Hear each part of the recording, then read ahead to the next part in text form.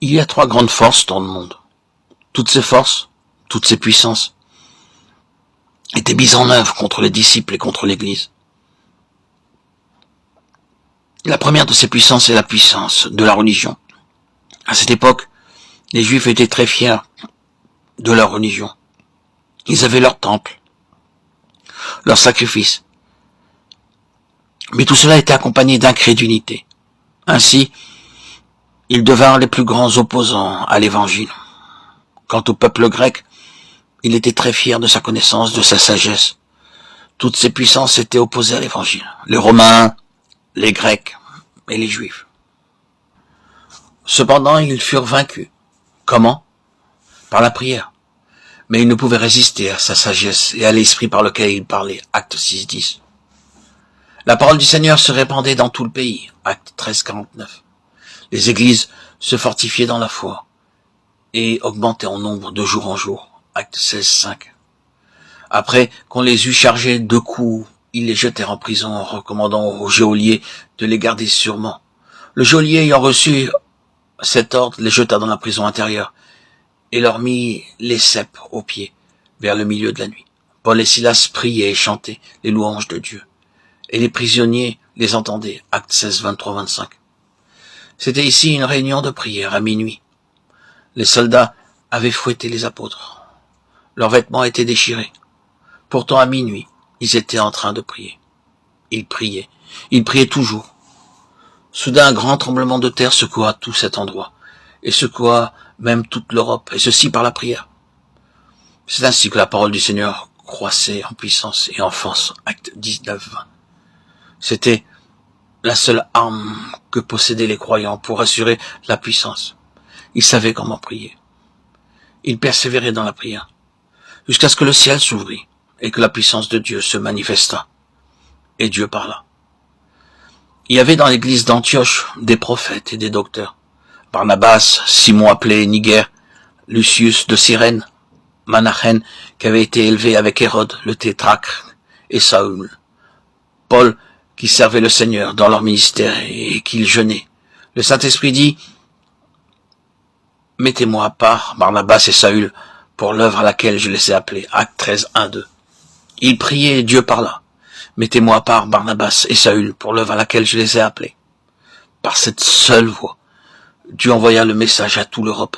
Ils savaient comment prier. C'est cela le grand besoin de nos jours, apprendre à prier. Prier individuellement, prier corporativement.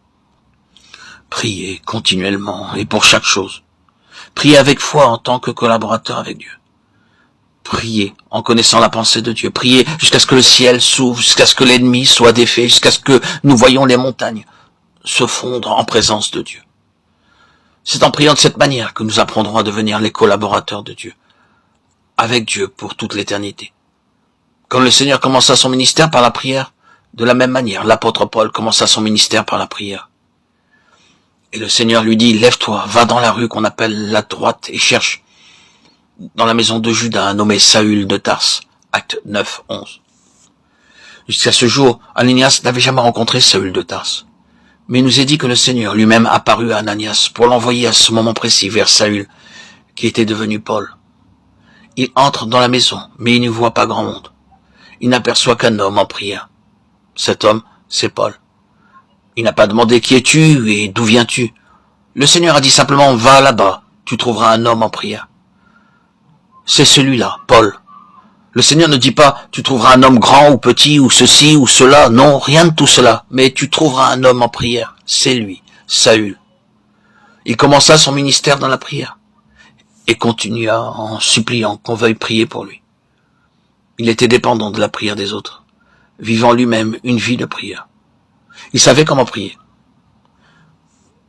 Que le Seigneur veuille nous enseigner ces jours-ci comment prier.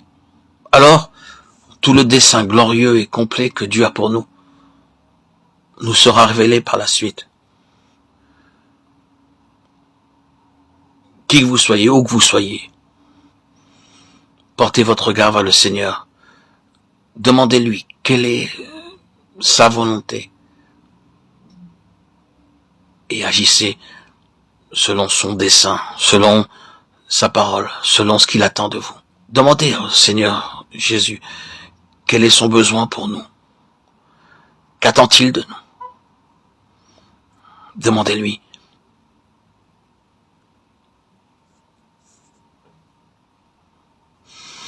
Il est votre roi, votre sauveur et votre Seigneur, qu'il puisse régner dans vos vies, dans vos cœurs. Demandez au Seigneur de régner dans votre vie. Faites-lui de la place. Amoindrissez-vous pour le laisser venir en vous, s'introduire et résider par son esprit, emplir votre cœur de sa sainteté, de sa lumière divine, de son amour infini, de sa miséricorde merveilleuse. Goûtez aux joies que le Seigneur vous procure. Faites sa volonté. Obéissez à sa parole. Votre cœur s'ouvrira